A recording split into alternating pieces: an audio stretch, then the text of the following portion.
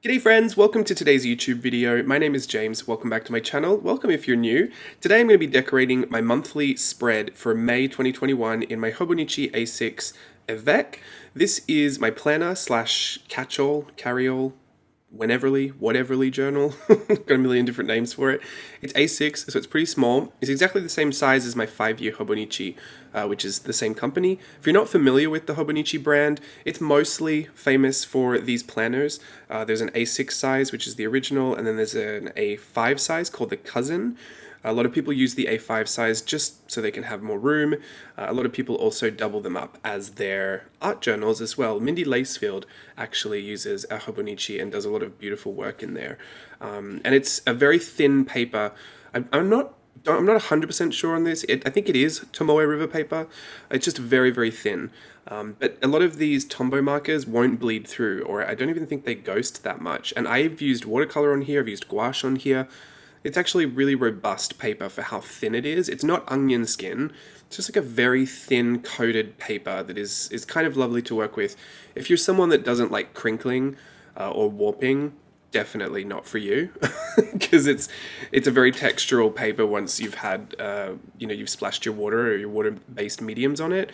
But I do really love it, and yeah, this is the Avec, which means it is half the year. So this is from January to June, which means by the time you see this, I might have already switched into my second half of the year. I started using Hobonichi as a planner in later, like in 2020. I think it was August, I started using it as a planner. And then this is my second Avec, and I'll be moving into my third in July. I really like it. It's definitely worked well for me. I don't need more space than is in here to plan anything. And it's just because a lot of what I do, even though it's not repetitive, like there are some definitely repetitive things that I do within my business, I don't need a lot of space to plan the actual things out. Like I don't take minutes from meetings. I don't have meetings with myself. Generally, I'm just reminding myself what is due and when it's due. And so I can have a constant reminder in front of me. I like that visual cue of, oh, okay, you've got 2 weeks until that's coming up. So, get a move on. So this is, I'm pre-filming this. I don't know when you're going to see it. It may even be July. So hopefully it's not doing your head in that this is technically 2 months ago. But I'm pre-filming a lot of videos for Virtual Voyage 4 just so that there's a lot of content on YouTube for anyone that is not joining us for that workshop. I do like to kind of keep you run ragged and busy wherever you are, whether you're in a workshop or you're on YouTube or Instagram or wherever.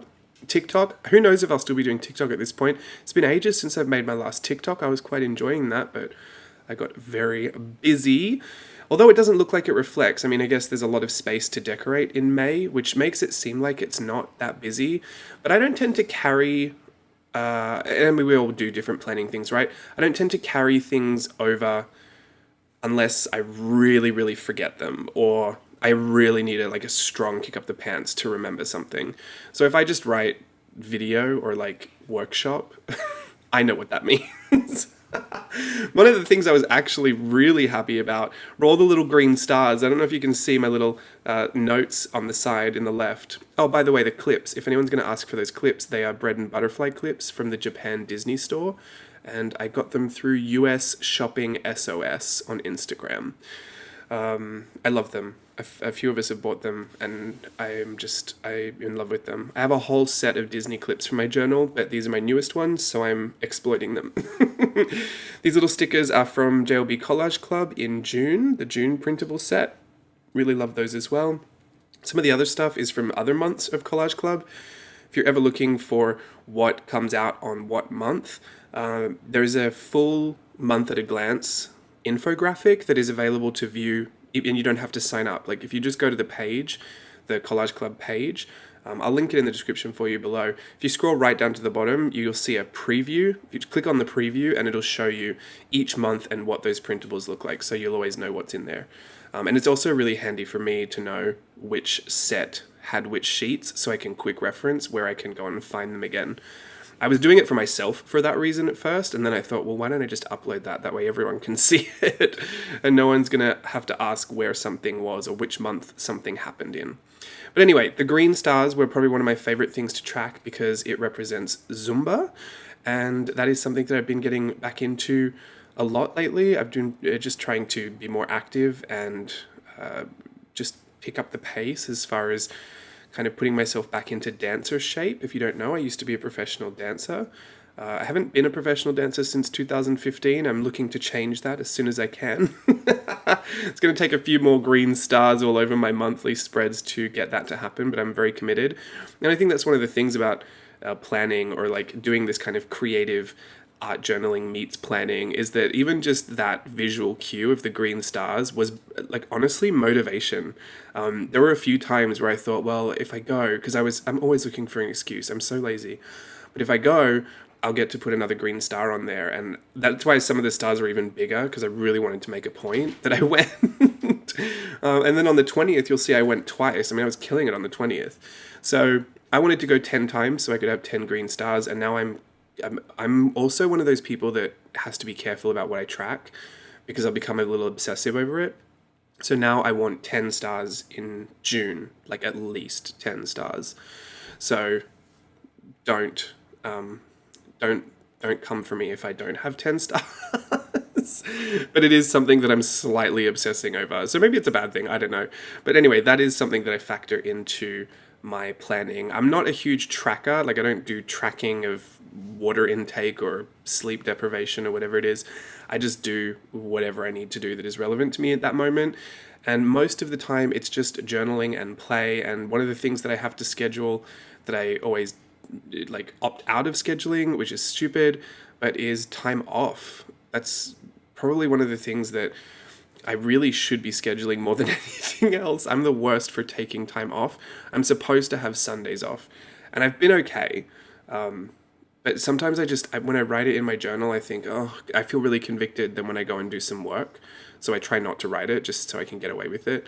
It's just weird because I don't feel convicted if I don't do some of the other work that I'm supposed to do on a Tuesday. The stuff is weird. Does anyone else get like this with planners? Like, do you have these weird thought processes? This is why I say, like, when people were talking about planner piece for the longest time, I haven't heard that term in a while, but I'm also not super up on the planner industry. When people were talking about planner piece, which I think I first learnt of as a term for whether you were satisfied with the cover and the journal, not the actual way that you plan. It was more of an aesthetic piece that people were looking for, is what I first felt like that was. Yeah, I never thought that I would find it because I thought it changes all the time. Some days I'm like, oh, it's great that I do these green stars because it's making me go to the gym. And then suddenly it's like, well, now I'm obsessing about it. So maybe I should stop doing the green stars. Or like, I'm going to put these stickers everywhere because it makes me happy and I like looking at them all. And then suddenly there's nowhere to actually put my planning. I've covered everything with stickers. I don't know. Is there a perfect way to do it? Not quite sure, but you know what makes me happier than anything is to see all of the color in there and to get my hands moving, to, tune my brain out, to get some art supplies moving about in those pages and just make it a place I want to be. I think that was one of my goals with planning, is that even if I missed planning some of the most, mundane parts of my day, that I at least had a glance at things that were coming up. And there was some incentive to come back and check it. There was some incentive to be in the journal so that I would keep reminding myself to stay on track, to stay focused, to get stuff done, to be productive, all of those things that a planner is supposed to make you do. I think I would always opt out of being a planner because I thought they were so stale and a little boring compared to all the other journals that I had. So yeah, I've much enjoyed the process of decorating and like glamming up all of my planner pages. I do my page in 10 series in my planner as well, just so I can fully have like the most creative experience in my planner. And I do consider it partly an art journal as well. That's why I say it's a planner / a whateverly journal, because anything I can put in there goes in there. And now I decorate my monthly pages once they're done. I don't decorate them beforehand because that's just a recipe for disaster. But hopefully you've enjoyed this video. I don't know if I'll show you some of the other months. I tend to not show my journal a lot just because there are things that I shouldn't be sharing because they're not public knowledge until they are. So I don't tend to share it a lot, but I will of course do a flip once I can, because this is probably one of my most interesting journals, I would say, and probably one of the most consistent journals that I'm in all the time. Anyway, hope you enjoyed that video. I'll see you again soon. Bye.